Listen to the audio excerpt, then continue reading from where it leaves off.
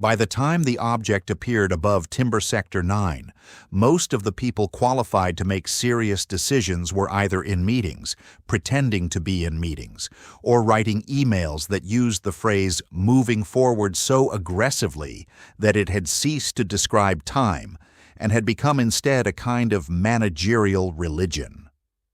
The first person to notice it was not, therefore, a general, a scientist, or a powerful minister of continental security, but Warren Pleece, senior regional drone compliance auditor for the Boreal Resource Stability Commission, whose actual job consisted of opening machine-generated reports, scrolling to the bottom, and writing, "Looks good, thanks," under paragraphs he did not read and could not have understood because he had not been issued the proper software license.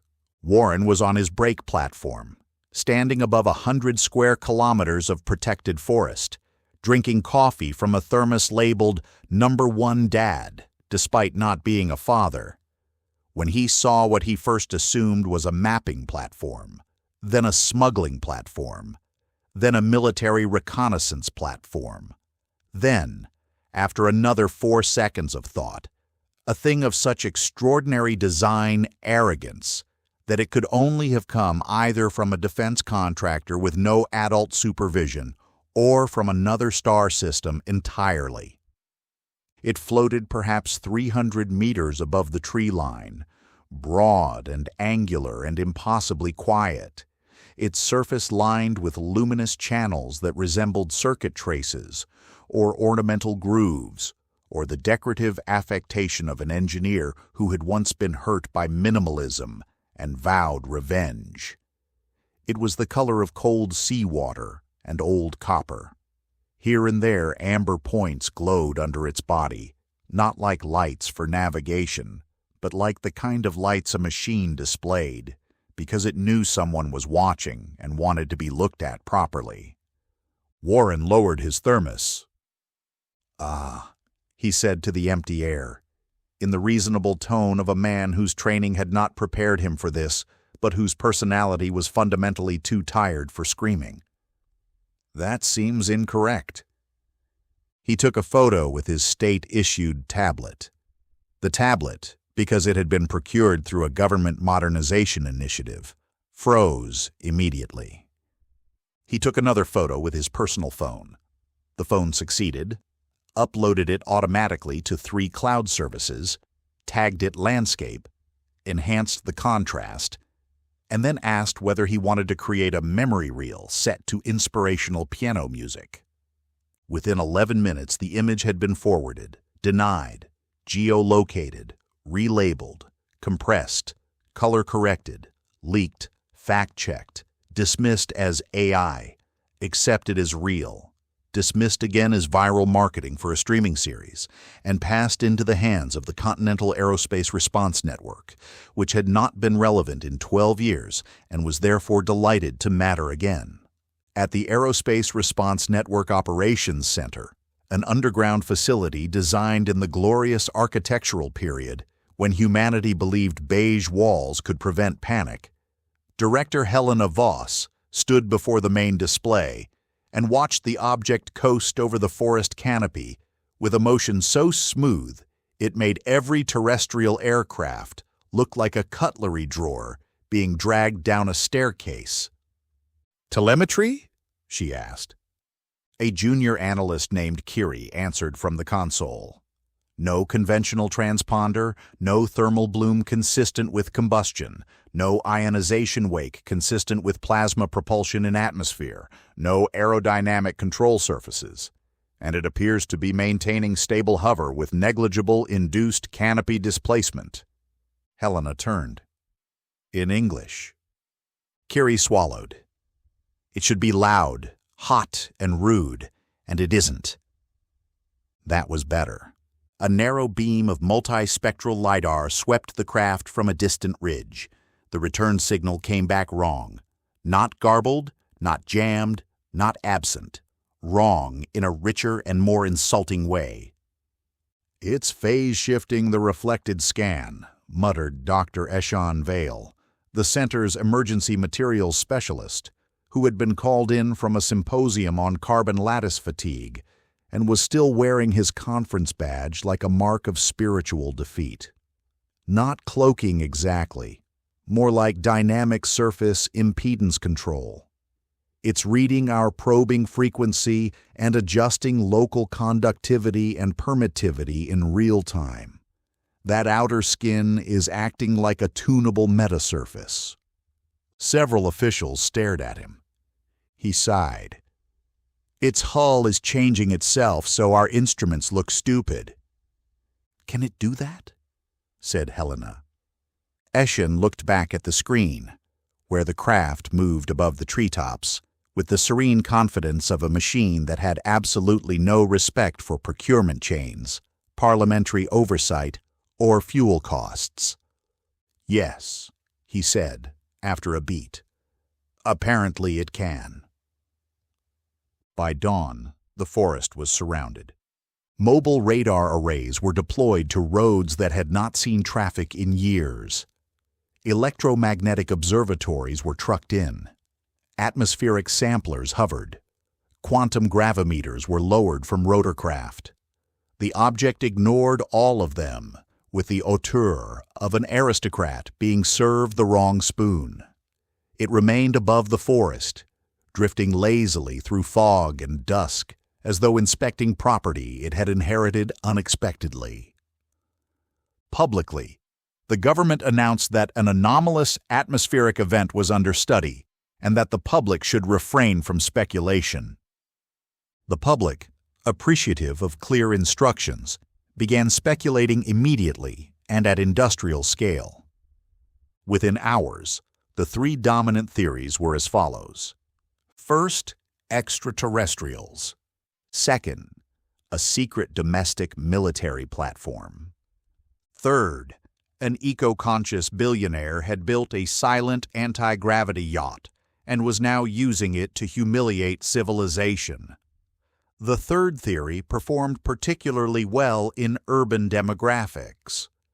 By mid-morning, Helena had assembled a contact team, and because history is not guided by wisdom so much as by scheduling constraints and who answers their phone, the team consisted of herself, Dr. Ishan Vale, a linguistic cognition specialist named Mara Chen, 2 security officers, 1 autonomous systems engineer, and Warren Police, whose presence had been justified under the category of initial witness familiarity, and whose own understanding was that someone in administration had made a terrible clerical error. They flew in low over the forest in a tilt-rotor skimmer and descended to a clearing a kilometer from the object, where it had at last lowered itself into a stationary position just above the trees. Up close, it was worse, because distance had at least allowed the possibility of misunderstanding. Near at hand, it was unmistakably advanced in that particularly offensive way only truly advanced things can be, where every seam is intentional, every contour functional, and every visible feature suggests that the builders had solved problems human civilization was still trying to rename. Its underbelly was arranged around nested channels and dark apertures, not unlike a heat exchanger designed by a philosopher. The hull texture appeared stratified, like overlapping printed layers on a macro scale, though the individual lines curved with the continuity of grown crystal. Amber nodes blinked in patterns too complex to be decorative and too rhythmically stable to be random. Mara whispered, "It's beautiful." Warren, standing in borrowed field gear and still holding his thermos, because nobody had told him where else to put it, said, "It's smug, is what it is."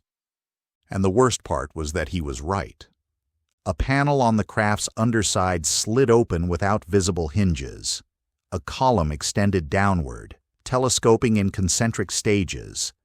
At the end of it emerged a device that looked, to the immediate disappointment of everyone present, less like a beam of cosmic revelation and more like a municipal kiosk. It rotated toward them. Then, in accented but very clear English, it said, "Hello, local administrative organisms.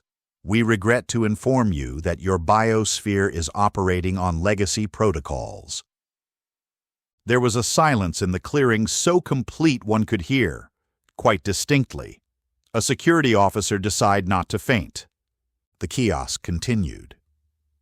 This notice constitutes first courtesy contact, preliminary system audit, and a non-binding invitation to participate in corrective upgrades.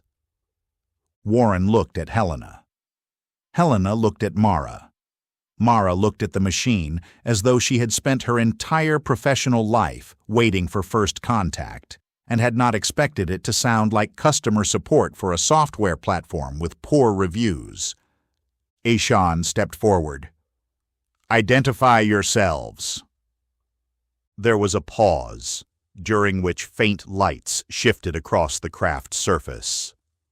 "We are the Circumliteral Field Maintenance Vessel, Luminous Rectification, Subsection 9, Eco-Technical Custodians, Migratory. Your star region is classified as low traffic, moderately promising, and administratively neglected." Helena folded her arms. Administratively neglected by whom?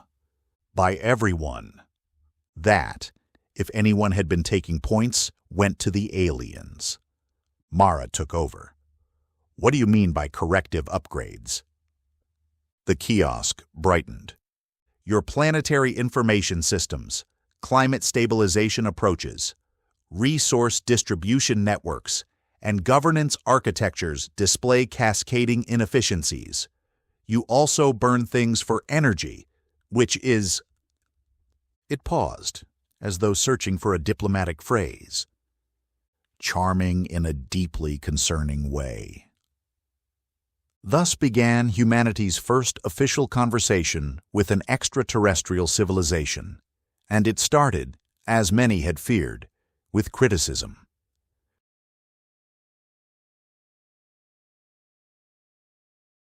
The trouble with first contact, Helena would later say in testimony before 6 committees and 1 theatrical international tribunal, was not fear, nor theological panic, nor even the economic collapse of certain energy futures, although those certainly kept busy people employed.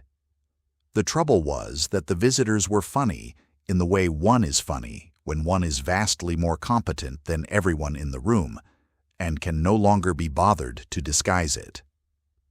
The luminous rectification did not invade, it did not menace, it did not deploy battle tripods, harvest water, enslave humanity, or reveal itself as the ancient architect of civilization.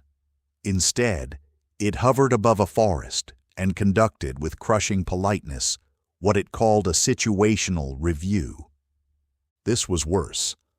For 2 days, humanity arranged itself into the dignified shape it believed one should assume when meeting an interstellar intelligence.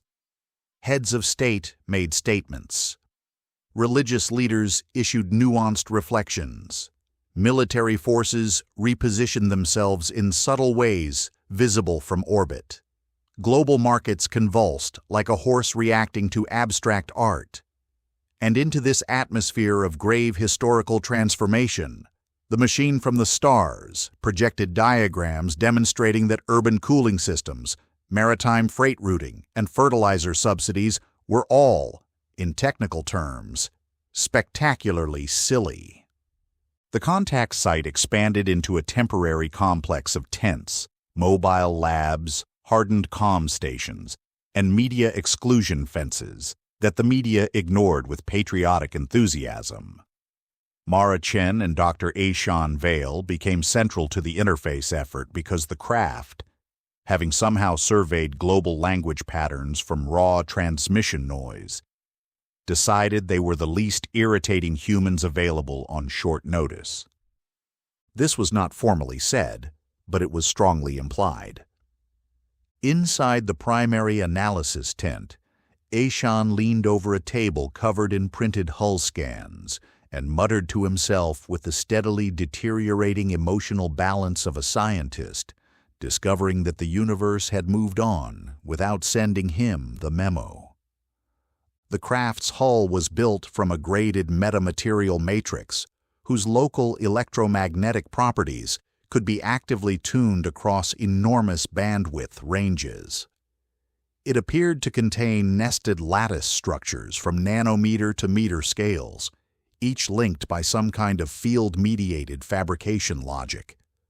Under polarized light, the surface showed evidence of internal reconfiguration, not mechanical in the ordinary sense, but topological, as though the material could reorder stress paths, conductivity channels, and thermal gradients without any visible moving parts. Mara, who understood enough physics to know when she had entered a room where everyone else was suffering, sat across from him with a transcript of the latest exchange. "They're not just translating language," she said. "They're translating expectation. They keep choosing metaphors that are socially legible before they're technically accurate." Ashan rubbed his forehead. "Meaning?" "Meaning when they say legacy protocol, they don't necessarily mean software. They mean any inherited operational structure that persists beyond optimum conditions because replacing it is politically uncomfortable." He looked up. "So, civilization?" "Very possibly." Outside, the kiosk lowered again from the craft and rotated toward the daily liaison team with the energetic patience of a superior appliance.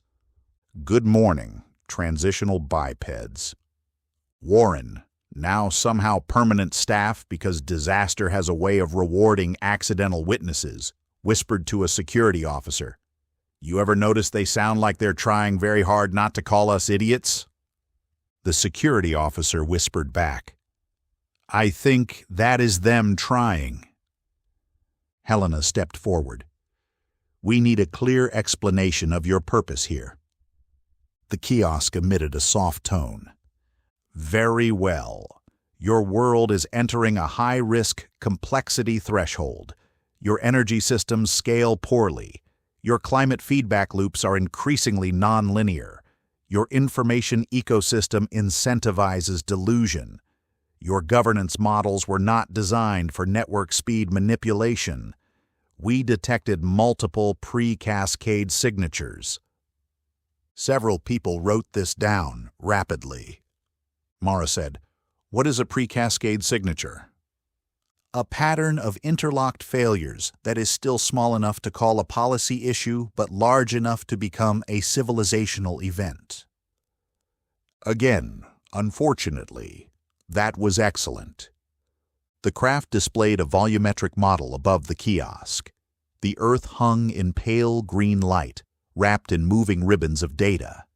Heat transport, shipping density, atmospheric composition, network misinformation propagation, electrical grid interdependence, aquifer depletion, crop yield variance, cyber-physical vulnerability, orbital debris load, migration stress, and institutional latency all layered atop one another until the globe resembled a decorative holiday object made by a paranoid mathematician.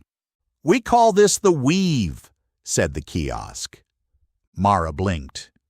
"You map all societies this way?" "Only the ones in danger of becoming loud." "What does that mean?" "Interstellar problems begin as local bad ideas. It turned out the rectifiers, or eco-technical custodians, or migratory field maintenance vessels, depending on which term one preferred and how tired one was of their branding, belonged to a civilization that had survived long enough to become obsessed not with conquest, but with systems maintenance. Somewhere in their deep past, they had apparently learned, through painful and expensive historical experience, that intelligence did not reliably produce wisdom, that technological species were perfectly capable of building themselves into exquisite instability, and that the universe, while beautiful, contained entirely too many emerging civilizations, one fiscal quarter away from becoming a galactic nuisance. So they wandered, not as rulers, not exactly as missionaries, certainly not as tourists. They wandered as unsolicited consultants of impossible competence. Their ship, they explained in pieces over several sessions, used what they called gradient field locomotion, a propulsion method based on engineering local differentials in inertial coupling rather than pushing reaction mass. In simplified terms, which they had to provide, because Aishan's first explanation caused a deputy minister to close his eyes and quietly surrender to darkness.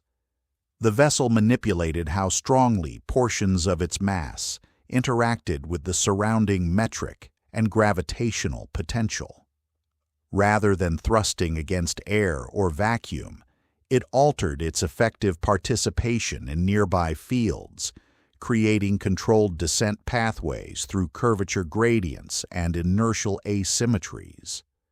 "It edits how falling works," Ishan said later to Warren. Warren nodded very seriously. "Right." Ishan frowned. "You don't understand that at all." "Not remotely, but you said it with the face people use when they do."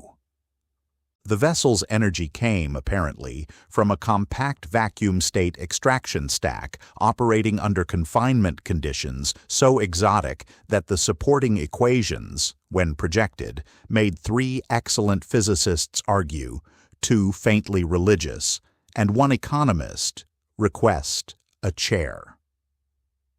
Its computer core was not a computer in the usual human sense, but a distributed substrate of coupled photonic crystalline resonators embedded through the hull, continuously reconfiguring logical pathways in response to environment and task. This made the entire ship, in effect, part machine, part architecture, part argument. "And you're here," Helena said during the 4th session, "to help us avoid collapse?" "Help is available. Acceptance is rare." "Why?" "Your species possesses many fine qualities. Modesty is not the load-bearing one."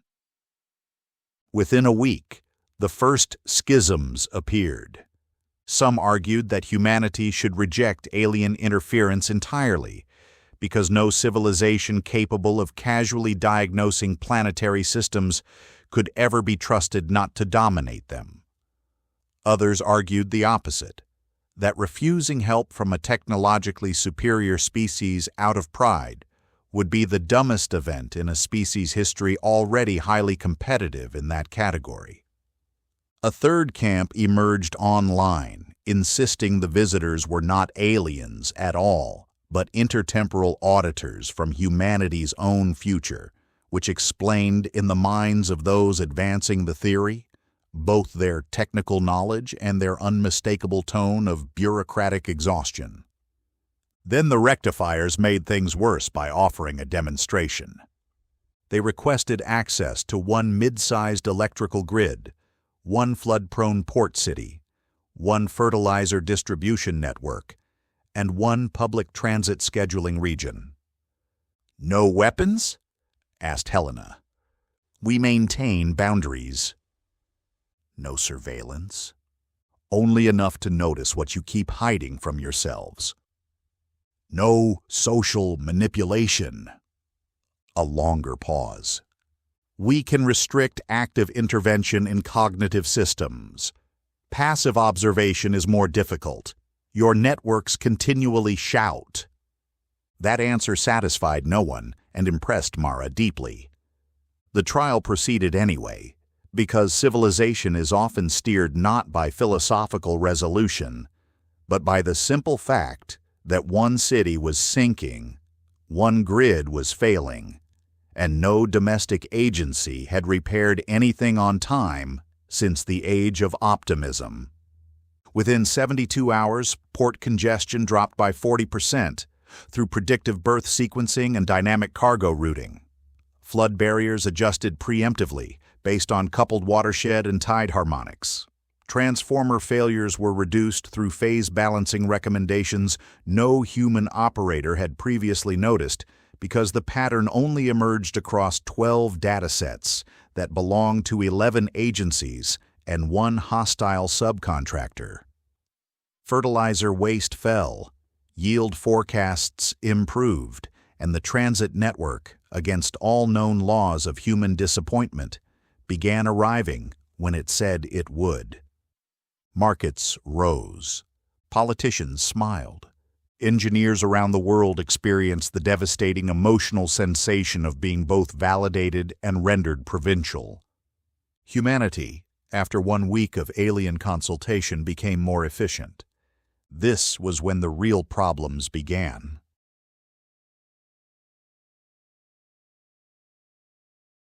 There are many reasons a civilization resists improvement, and nearly all of them make sense from the inside. An inefficient system is rarely merely inefficient. It is usually somebody's career, somebody else's ideology, somebody else's revenue stream, 3 ministries' overlapping mandates, 2 legal compromises, a labor agreement drafted in panic, 6 software patches layered over a dead database from the previous century, and a beloved myth about national character. Pull one loose wire, and you discover the wire is, for legal and spiritual reasons, also the floor. Once the rectifier's pilot program succeeded, officials from every corner of the world arrived at Timber Sector 9, carrying proposals, anxieties, strategic demands, and very carefully engineered smiles. The forest clearing became a parody of summit diplomacy, all polished boots and tired helicopter crews and secure tents with coffee that could dissolve confidence. Mara spent 16 hours a day in dialogue sessions trying to convert alien precision into language soft enough for cabinet briefings. Ishan spent similar hours half in ecstasy and half in professional grief. Warren, promoted without his consent to civilian observational liaison grade 3, spent most of his time being present in rooms where history happened to people with stronger footwear. The ship continued to hover. Fog rolled beneath it at dawn. Its hull lights shifted according to processes never fully explained. Birds avoided it, though insects sometimes gathered near the amber nodes, as if the universe enjoyed jokes at scale. One morning the kiosk descended and announced, "We have completed preliminary analysis of your data infrastructures." Helena, who had learned to dread that sentence structure, replied, And we now understand why you are tired all the time." Projected above the kiosk appeared a model of human information systems. Financial ledgers, health records, weather archives, logistics chains, court databases, military procurement networks, crop insurance systems, shipping manifests, power demand forecasts, sensor telemetry, and public communication streams. They were shown not as a clean web, but as a fungal overgrowth of incompatible schemas, insecure interfaces, duplicate records, contradictory timestamps, proprietary locks, vendor entanglements, and islands of critical knowledge maintained by one near-retirement specialist everyone had failed to appreciate until this moment. Warren stared. "That," he said quietly, "looks exactly right." The rectifiers proposed what they called a non-coercive coherence layer, a planetary-scale translation substrate capable of mediating between incompatible human systems without replacing them, standardizing semantic mappings, verifying provenance, estimating uncertainty, and flagging manipulation attempts in real time. In simpler terms, it was a way to make civilization finally know what it was doing. This, naturally, terrified everyone. "It would sit above our infrastructure," said a minister from the continental trade bloc. "Around, between, and sometimes gently inside it." No, This is a psychologically common response. The minister frowned. You're asking us to let an alien system interpret all global data exchanges. No, we are offering to help you build a system that would allow you to interpret your own. That nuance mattered to Mara and to almost no one else. Behind the scenes, counterarguments multiplied. Security agencies feared dependency. Corporations feared transparency. Politicians feared dashboards. Ideologues feared standardization. Conspiracy entrepreneurs feared the end of profitable confusion. Whole sectors of civilization, it became clear, were not malfunctioning accidentally, but thriving on asymmetry, delay, opacity, and plausible deniability, which is to say, they were functioning exactly as designed. Meanwhile, the technical conversations became intoxicating. The rectifiers, when pressed, revealed fragments of their methods. Their computation used resonant state spaces distributed through adaptive materials. Rather than storing data in fixed locations and pushing instructions through static hardware hierarchies, they encoded processes into evolving interference patterns stabilized across photonic and quasi-topological domains. Memory was relational and contextual. Computation was not separate from structure. Sensing, reasoning, and actuation existed in mutual recursion. Human engineers, upon hearing this, oscillated between scribbling furiously and asking whether the aliens could maybe please just provide a normal textbook. No, the kiosk said. Why not? Demanded one international research delegate. Because you would treat it as a recipe instead of a civilizational consequence. Aishan found this infuriating and therefore persuasive. In the middle of the second week, the first sabotage occurred. A remote power relay feeding one of the pilot optimization zones failed under conditions later described as unlikely absent intervention, which is the official phrase meaning someone had done something criminal, but the legal department preferred to sleep on it.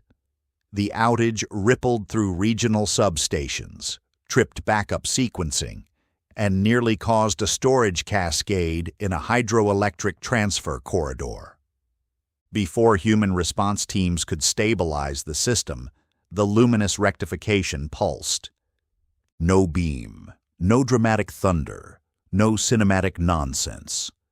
Just a soft, impossible shimmer running along the grooves of its hull and a momentary pressure in the sinuses of everyone within 5 kilometers. Then the grid settled.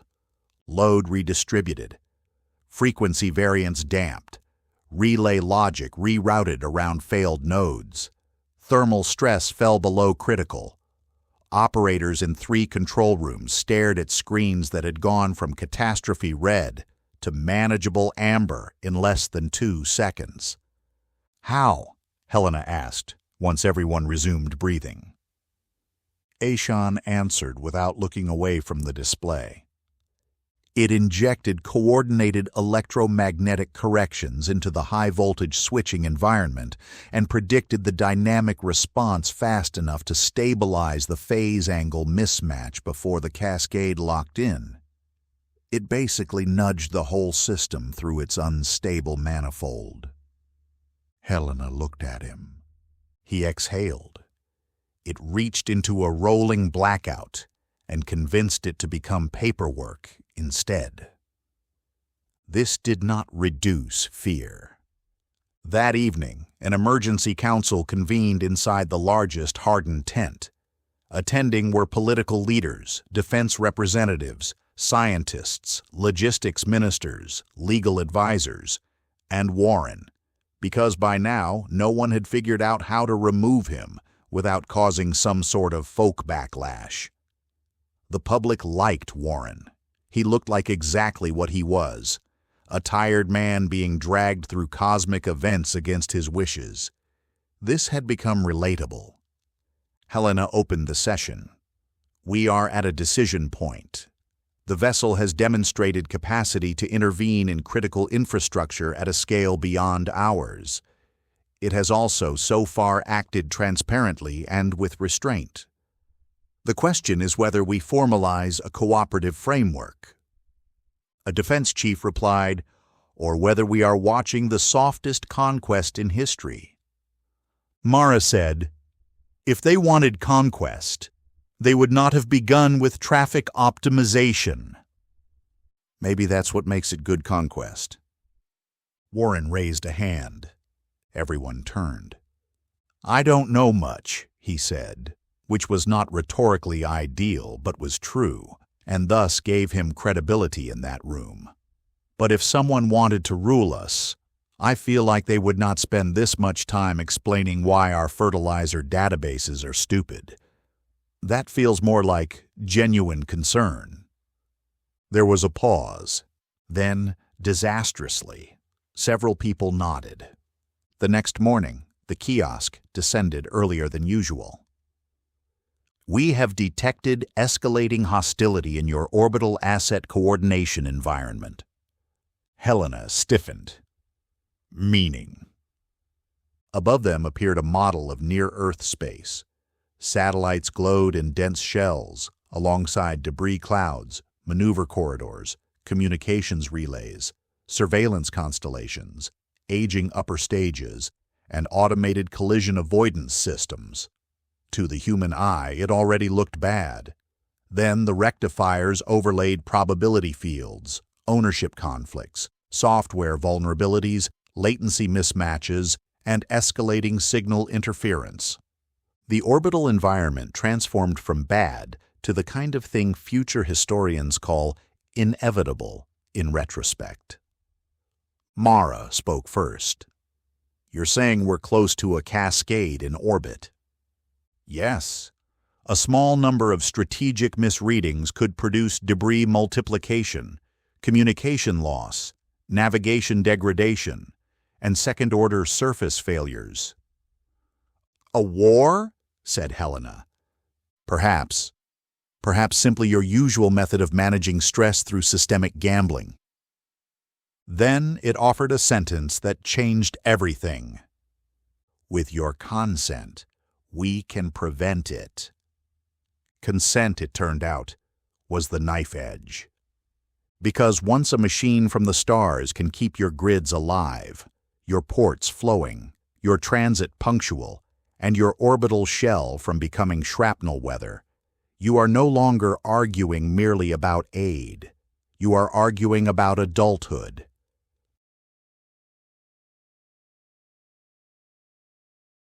There has never, in all of human history, been a shortage of people willing to stand atop a pile of solvable problems and defend it as freedom. This is not because humans are uniquely foolish. It is because disorder, once normalized, becomes legible, and power, once distributed through confusion, becomes difficult to distinguish from nature itself. Many institutions did not fear the rectifiers because the visitors were hostile. They feared them because the visitors made dysfunction measurable. If your ministry's delays were no longer attributable to complexity, but to documented procedural redundancy, that was embarrassing. If your company's margins depended on supply opacity and waste, that was awkward. If your political movement relied on saturating public discourse with falsehoods too numerous to rebut, a planetary coherence layer was not an innovation, but a weapon pointed directly at your business model. And so the coalition formed. Not publicly at first. Publicly it was a chorus of noble phrases: sovereignty, caution, species dignity, cultural autonomy, technological self-determination. Underneath, however, were less poetic motives: preserve leverage, preserve opacity, preserve the profitable chaos in which mediocre actors wear the costume of necessity. The first sign came as a data leak, or rather 10 data leaks at once, each apparently exposing some alarming dimension of the pilot programs. One showed falsified projections of alien access to military signals. Another alleged the visitors had inserted dormant logic structures into municipal water networks. A third claimed the coherence layer prototype would be capable of behavioral ranking. A fourth was an outright fabrication so lazy it misspelled extraterrestrial in the title, yet still circulated effectively because panic, unlike peer review, scales beautifully. Mara and Helena spent 48 hours trying to untangle which fragments were stolen, which were manipulated, and which had been wholly synthesized by machine-driven influence mills, delighted at the chance to industrialize uncertainty around a truly premium subject. The rectifiers observed this with what appeared to be weary recognition. "Ah," said the kiosk, "the traditional self-sabotage phase." Helena snapped, "Can you help or not?" "Yes, but only if you distinguish between defending decision freedom and defending informational rot." Ishan, increasingly sleepless and therefore spiritually aligned with the ship, said, "That may be the single best sentence anyone has said in government this month." Then came the forest incident. A coordinated team, identity still contested in official histories because embarrassment breeds archival ambiguity, penetrated the outer perimeter under cover of drone interference and thermal masking. Their equipment suggested professional training: wideband signal injectors, portable EMP flux loops, cryogenic cutting tools, autonomous ground crawlers, and at least one device Ishan identified with academic delight as a very expensive misunderstanding of field dynamics. Their objective, apparently, was to disable the kiosk interface and obtain a sample of hull material. They got neither. As the team approached the craft through the trees, the forest itself changed behavior. Not theatrically. Nothing rose from the ground. No roots seized ankles. Nature did not become magical, because the universe had no obligation to become stupid merely to improve spectacle. What happened was more elegant. The craft released a low-intensity environmental control pattern into the local biome, using directional electrostatic gradients, aerosolized microclimate perturbation, and acoustic phase shaping. Fog thickened along the intruder's path. Moisture condensed on optics. Drones lost contrast lock. Fine motor tremors appeared as localized electromagnetic noise disrupted sensor fusion in powered equipment. The attackers did not see a defense system. They found themselves walking into a forest that had, with very advanced courtesy, decided to become operationally unhelpful. When one of the ground crawlers finally reached the hull and deployed a sampling arm, the arm touched the surface and immediately froze in place, not because it had been glued or magnetized, but because its control loop had been flooded with recursive diagnostic traffic in a communication handshake so advanced the machine had effectively been convinced to question its own purpose. Eshin was ecstatic when he reviewed the logs. "It audited the robot to death," he said. Warren blinked. "That's possible?" "Apparently, yes."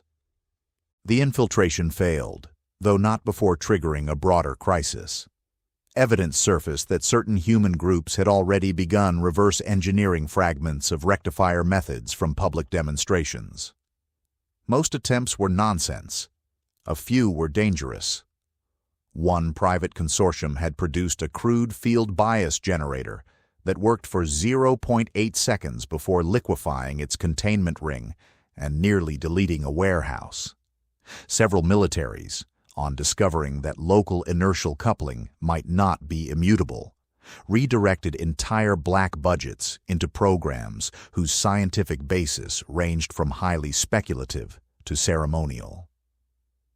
"Congratulations," Mara told Helena. We've met aliens and immediately become ourselves about it. Then the orbital emergency arrived. A chain of navigation anomalies rippled through crowded low orbit after conflicting station-keeping maneuvers, spoofed telemetry, and one catastrophic software patch interacted exactly as every patient systems analyst on Earth had feared they eventually would. Two satellites collided. Debris spread. Avoidance routines triggered elsewhere. Several autonomous craft, receiving degraded positional data and acting under proprietary risk models that did not agree on what counted as near, made things dramatically worse. In operations centers around the world, alerts cascaded. Navigation services began degrading. Weather platforms risked loss. Long-haul communications rerouted unpredictably. Military assets interpreted uncertain motion as possible aggression. The window for action shrank to minutes. Humanity, at the threshold of turning near-Earth space into a mechanically generated meteorological insult, looked up at the ship over the forest. Helena did not convene a vote. There was no time for speeches about sovereignty while orbital shells turned into knife clouds. She opened a secure line to the contact interface. "We consent," she said. "Prevent the cascade." For the first time since arrival, the luminous rectification moved with visible urgency. Its hull lines ignited, amber becoming white gold, threads of light racing across the surface in branching geometries. The air around it thickened subtly, as if pressure had acquired intention. Trees bent beneath a descending wash not of wind, but of altered static. Instruments across the site saturated. Magnetometers screamed. One camera turned itself off, perhaps from fear. The ship rose. Not fast in the vulgar sense, but with a kind of terrifyingly competent acceleration that suggested it had never previously bothered to demonstrate what fast meant in the old language of mass and distance. It simply became less local. One moment it was above the canopy, the next a diminishing blaze through the cloud deck, and then a signal track impossible to reconcile with atmosphere, geometry, or anyone's prior career expectations. Ishan watched the telemetry with tears in his eyes. "What is it doing?" Helena asked. He swallowed. "It's projecting a field lattice through orbital traffic, not moving every object individually, redefining the interaction corridor. It's creating temporary attractor basins in guidance space." She stared. He nodded helplessly. "It's making all the satellites agree on where safe is." For 12 minutes, the planet held its breath. Collision probabilities dropped. Orbits separated. Autonomous station-keeping converged. Debris mitigation routes opened. Several classified assets were gently but unmistakably pushed out of positions they had no intention of publicly admitting to. Civilian networks stabilized. Launch windows closed. The cascade died in infancy. Then the ship returned. It lowered itself once more over Timber Sector 9, as though nothing extraordinary had happened, while across Earth governments, militaries, markets, and millions of ordinary people stared at the sky and realized, perhaps for the first time, the size of the ledge they had been living on. The kiosk descended. Its voice, when it spoke, was quieter than usual. "You are a bright species with unsuitable habits." Nobody argued.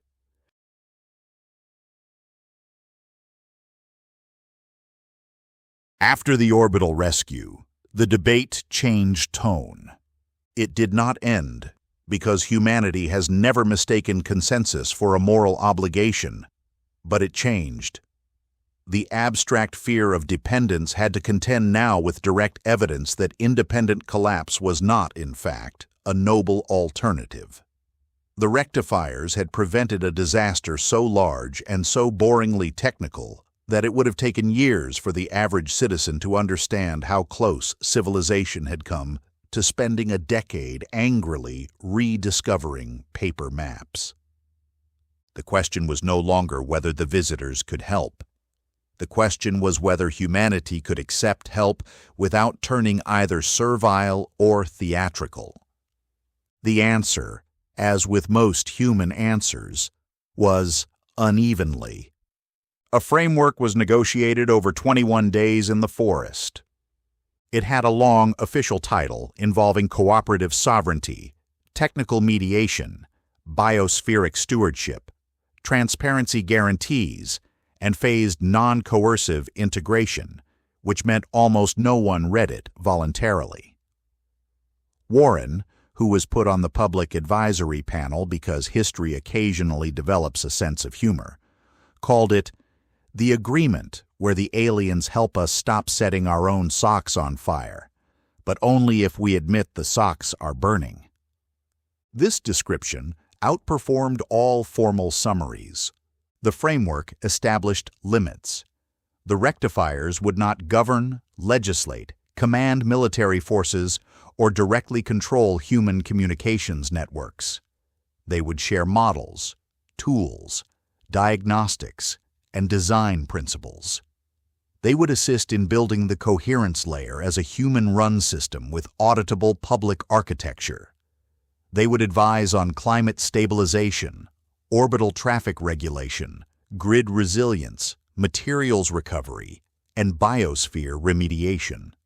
In return, humanity would provide open scientific collaboration, ecological protection zones, and, at the rectifier's peculiar insistence, cultural documentation of your humorous errors for comparative study. Mara suspected they liked us, or at least liked studying the species equivalent of watching a talented apprentice repeatedly drop a wrench into a reactor pit and somehow survive. The work began.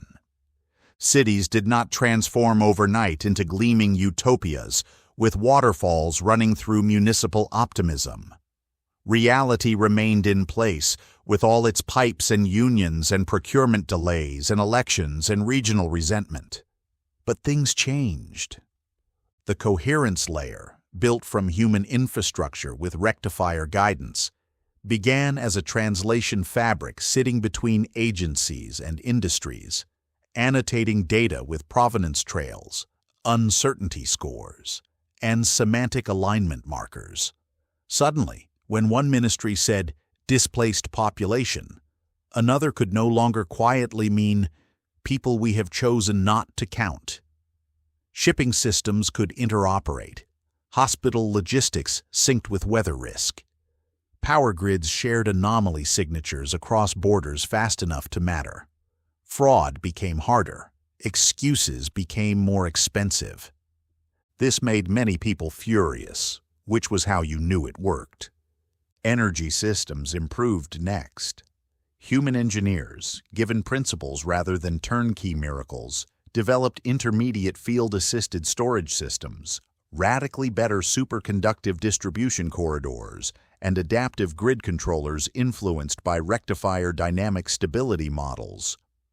True vacuum state extraction remained far beyond reach, but new generations of high-density thermal reservoirs, photonic routing materials, and fault-tolerant power electronics emerged within a decade. Fossil combustion did not vanish in a cinematic montage. It was slowly cornered, embarrassed by superior alternatives, and eventually left to the kind of defenders who still claimed fax machines had a comeback window. Climate remediation followed in parts.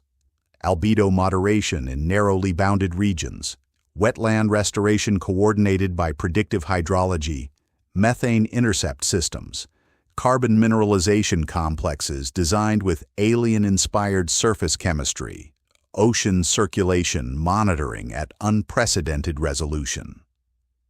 The atmosphere did not forgive us, because atmospheres do not have personalities, but it became less punishing. Orbit, perhaps most importantly, was reorganized under a traffic regime so mathematically strict it caused 3 commercial consortia to accuse geometry of regulatory overreach. Meanwhile, the satire of ordinary life continued. People still lied online, though with better footnotes against them. Local councils still spent 6 hours debating benches. One nation attempted to brand its rectifier-assisted desalination system as an expression of unique ancestral destiny and was politely corrected by schoolchildren. A startup claimed to have democratized inertial gradient futures and disappeared in a fraud prosecution so swift it became instructional media. Warren, improbably, became a public figure. Not a celebrity in the glamorous sense, more in the way a nation adopts a bridge maintenance supervisor as its secular conscience. He hosted a widely watched civic program called Actually, How Does This Work?, in which engineers, biologists, transit planners, and occasionally Mara or Eshan explained complex systems to the public, while Warren asked the questions every sane person wanted asked. "So," he said in one memorable episode, standing beneath a newly upgraded distribution node, "the aliens didn't give us free energy." "No," said Ishan, now marginally less haunted and considerably more famous. "They gave us better math about not wasting the energy we already had." "Yes."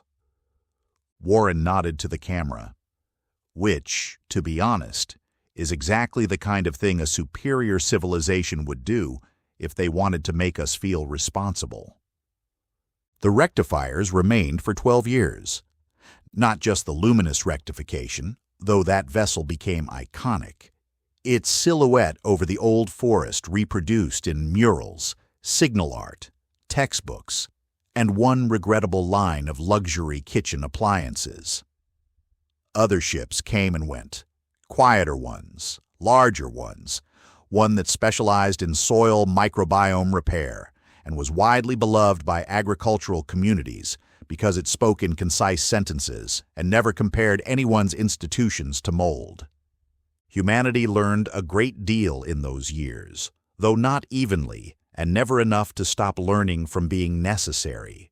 We learned that intelligence at scale becomes maintenance or madness, that systems fail first in language, long before they fail in steel, that transparency is adored in principle and resisted at point of implementation, that technological maturity is not having miraculous tools, but building societies capable of using them without becoming baroque in their self-deception. And perhaps most painfully, we learned that many of our crises had not been mysterious at all.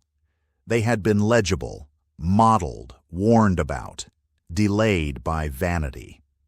On the final evening before the luminous rectification departed, the forest contact zone had long since become a research preserve and memorial park, equal parts laboratory and embarrassment monument. The old clearing remained. The trees, having tolerated humanity and history with the same stoicism they afforded winter, had grown thicker around the edges. Mara, Helena, Eshan, and Warren stood together beneath the craft one last time as the kiosk descended. "Your transition remains incomplete," it said. Helena smiled faintly. "I assumed you'd mention that." "Incompletion is not failure. Many species confuse the two." Mara asked, "Why did you come here, really? This system, this world? We were low traffic and neglected, you said." Lights shifted softly across the hull. "Because neglect is not the same as worthlessness. Also, your biosphere is exceptional. Your engineers show promise, and your comedic forms are unusually dense." Warren laughed. "You came for the forests and stayed for the jokes." "Partly." Aishan stepped forward. Will you be back? A pause. Probably. The universe produces recurring administrative conditions. Then the kiosk turned to Warren. Local witness, police. He blinked. Yes? Your initial assessment was accurate. Which one? We were, in fact, smug. For the first time in recorded human history, first contact ended not with war, annexation, or transcendence, but with mutual professional respect and a mildly devastating joke. The ship rose slowly into the dusk, above the darkening forest, its amber and silver lights reflecting off mist and leaves, its elegant body cutting through the evening like a thought too advanced to need noise. It climbed beyond the trees, beyond cloud, beyond ordinary air, leaving behind a world still argumentative, still imperfect, still absurd, but now slightly harder to fool and somewhat better at keeping the lights on. And if that was not salvation, it was at least maintenance. Which, as humanity was finally beginning to understand, was often the nobler miracle,